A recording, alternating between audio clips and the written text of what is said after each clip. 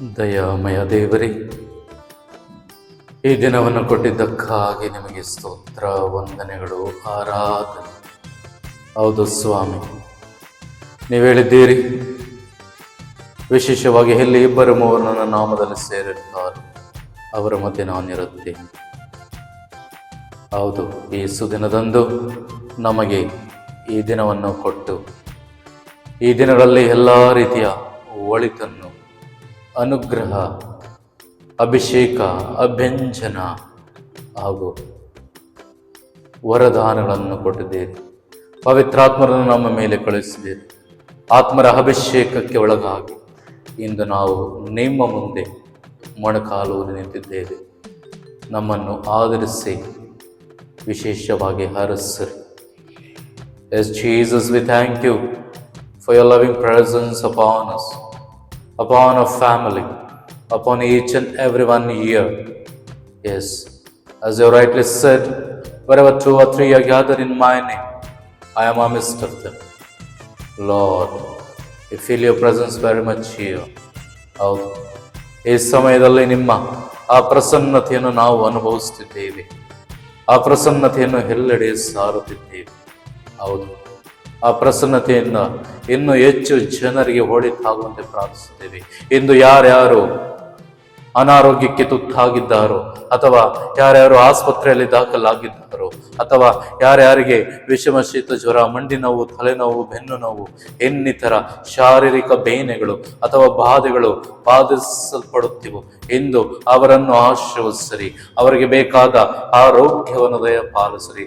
Lord, heal everyone, especially the people who have been hospitalized, the people who are bedridden, the people who are sick and suffering. Lord, in your name, in your holy name, in your holy blood, let them be healed and recovered completely. ಹೌದು, ನಿಮ್ಮ ಪರಿಶುದ್ಧ ನಾಮದಲ್ಲಿ, ನಿಮ್ಮ ಪರಿಶುದ್ಧ ರಕ್ತದಲ್ಲಿ ಅವರು ಶೀಘ್ರವೇ ವಿಶೇಷವಾದ ಆ ಸೌಖ್ಯವನ್ನು ಪಡೆಯುವಂತಾಗಲಿ. ಹೌದು, ಇಂದಿನ ಶುಭ ಸಂದೇಶದಲ್ಲಿ ಹೇಳಿದ್ದೀರಿ, ವಿಶೇಷವಾಗಿ ಹೌದು, ಸೂರ್ಯನು, ಚಂದ್ರನು, ಆಕಾಶದಲ್ಲಿ ಎಲ್ಲವೂ ವಿಶೇಷವಾಗಿ ಅಲ್ಲೋಲ ಕಲ್ಲೋಲಗಳು ಉಂಟಾಗುವು. ಆದರೆ ನೀವು ಭಯಪಡಬೇಕಾಗಿಲ್ಲ, ಏಕೆಂದರೆ ನೀವು ತದೇಕ ಚಿತ್ತದಿಂದ ನನ್ನನ್ನು ನೋಡಿರಿ. ಹೌದು, there will be a lot of difference in the sun and moon and the stars, but don't worry, don't be frightened. Raise up your heads and pray to the Holy Spirit. He will guide you and guide you. ಹೌದು, ಸರಿಯಾದ ಸಮಯದಲ್ಲಿ ಆತ್ಮರು ನಿಮ್ಮನ್ನು ಕಾಪಾಡಲಿದ್ದಾರೆ. ಪರಿಶುದ್ಧ ಆತ್ಮರು ನಿಮಗೆ ರಕ್ಷಣೆಯನ್ನು ಕೊಡಲಿದ್ದಾರೆ. ಹೌದು, ಅವರ ರಕ್ಷಣೆಯಿಂದ ನಾವು ಎಲ್ಲಿ ಬದುಕುಳಿದಿದ್ದೇವೆ. ಅದಕ್ಕಾಗಿ ವಿಶೇಷವಾಗಿ ನಾವು ವಂದನೆಯನ್ನು ಸಲ್ಲಿಸೋಣ. ಹೌದು ತಂದೆಯೇ, we will raise our heads and pray to you unceasingly.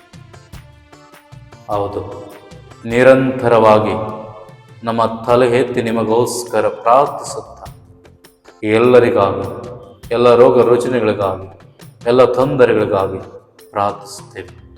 ಎಲ್ಲರನ್ನು ಎಲ್ಲವುಗಳಿಂದ ಅದು ಸಂರಕ್ಷಿಸಿ ನಿಮ್ಮ ಆ ಸ್ವರ್ಗ ಸಾಮ್ರಾಜ್ಯ ಮಕ್ಕಳನ್ನಾಗಿ ಮಾಡಿರಿ.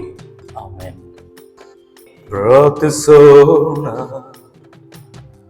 ದಯಾಮಯ ದೇವರೇ, ನಿಮ್ಮ ಅದ್ಭುತವಾದ ಸಂಸ್ಕಾರ ನಿಮ್ಮ ಮರಣದ ಸ್ಮಾರಕವಾಗಿ ಬಿಟ್ಟಿದೆ.